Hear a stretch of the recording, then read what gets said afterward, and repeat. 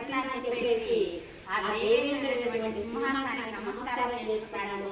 చక్కగానే కూర్చున్నాడు సింహాసనం మీద.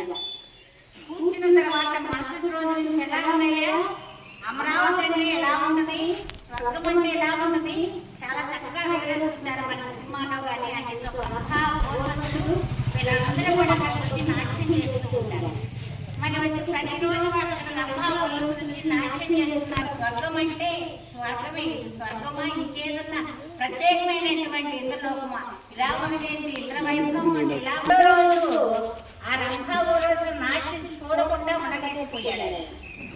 మూడో రోజు నుంచి కావాలని మరి వాళ్ళని ఆ నాట్యాన్ని అవన్నిటికీ కూడా అన్నిటికీ అలవాటు పడిపోయాడు. ఆఖరికి వాళ్ళు సేవించేటువంటి పానీయాలు సేవిస్తూ ఆ రంభా నాట్యానికి అలవాటు పడిపోయాడు.